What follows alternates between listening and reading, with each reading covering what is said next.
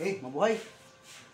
Mapagpalang araw pala sa lahat ng aking sumuporta sa aking ah, Facebook, saka sa aking page.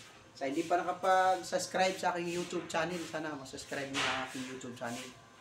Ito po siya ito bagong mag-atake po sa akin. Ito yung nanggagaling pa ng Antipolo Rizal. Layo ng binabiyahe niya. Ipa-partner ko muna para makikita rin siya sa YouTube channel ko. Ang YouTube channel ko pala ay GE Mix Martial Art.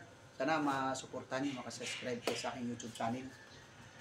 Lagi ko namang inuulit, ako po hindi magaling na instructor, ako po may kunting kaalaman na po. Sinishare ko lang po sa pamamagitan ng social media. Ito, papakita ko sa inyo yung kata ang ginagawa ko. Ikakata ko muna bago ko i-actual. Ito yung kata ko.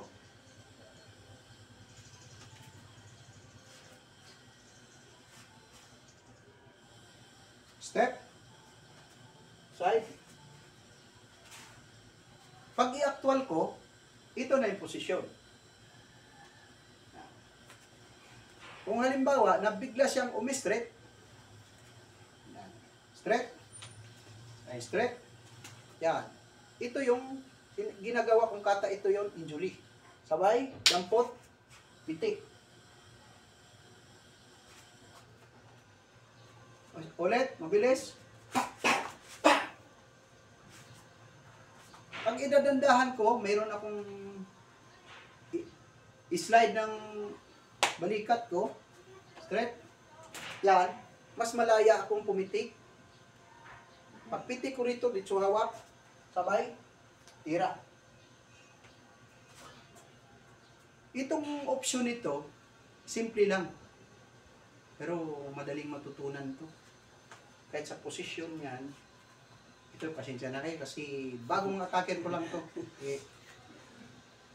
Halimbawa, medyo marunong siya sa striking, pag jab niya, jab niya. Yan, straight. Ito pa rin ang pwede mong ipitik, counter. Kasi pag halimbawa counter ka, suntok, atras na ako. Kung halimbawa na ito kasi, hindi mo sa training kasi, kailangan mabagal ang galawan natin dito, gawa ng paano matutunan. Kasi maraming nagsasabi na ang bilis naman, pag binabagalan naman, sinasabing napakabagal. Kaya itong pinupost ko is, tutorial lang po ito. Sinishare ko lang yung kunting kaalaman ko. Ito, simple lang itong technique.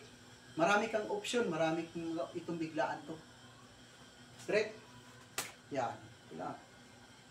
Ito ang madalas, wala namang problema sa backpiece. Nasa sayo niya na. Pero ito, pag ibinababa mo to, injury yan.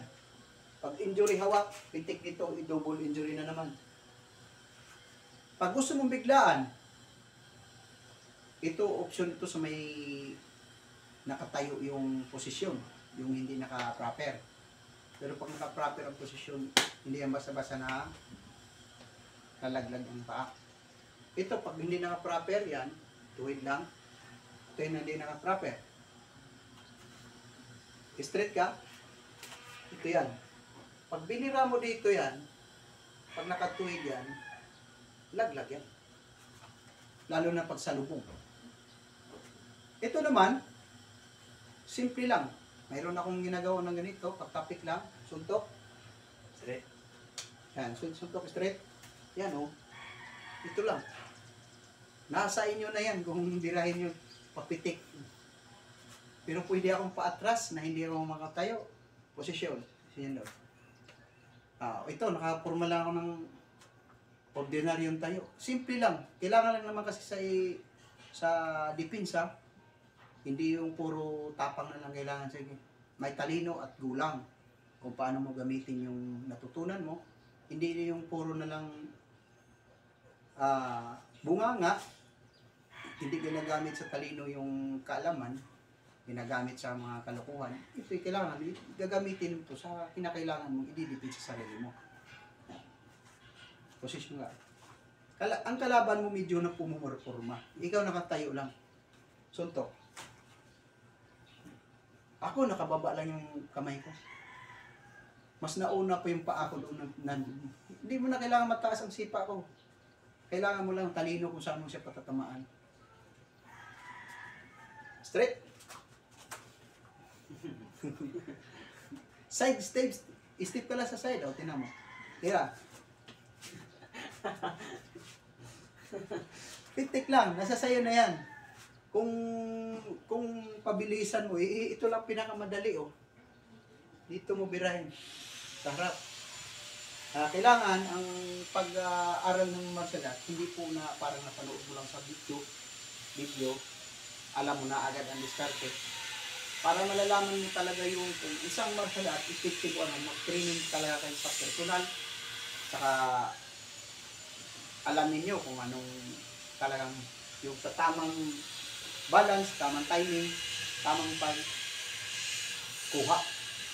Kailangan kasi sa tamang step rin makukuha mo. Yan ang number 1 na kahit kuha mo na yung technique sa panood na video, pero yung step, mas lamang pa rin yung alam mo kung saan ka step.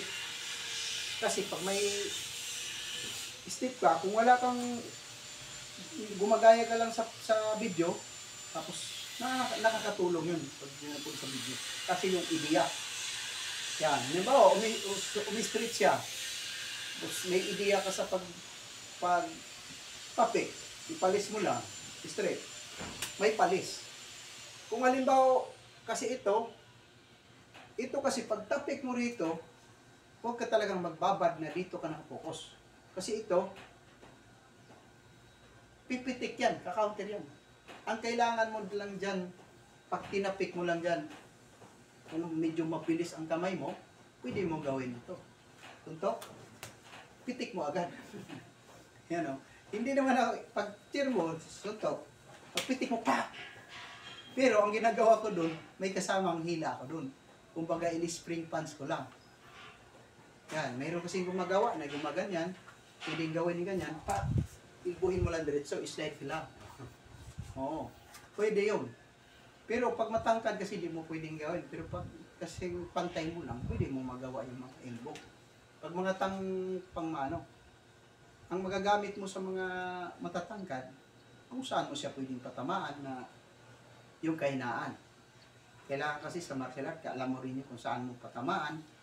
Hindi yung nadaan lang sa lakas natin, hindi po pwede na kahit naman malakas tayo, kung di natin alam kung paano gamitin natin yung lakas natin, lamang pa rin yung alam mo paano gamitin ang lakas mo. Kasi pag alam mo gamitin yung lakas mo, mas pabor ka, mas lamang ka sa pagdating sa laban.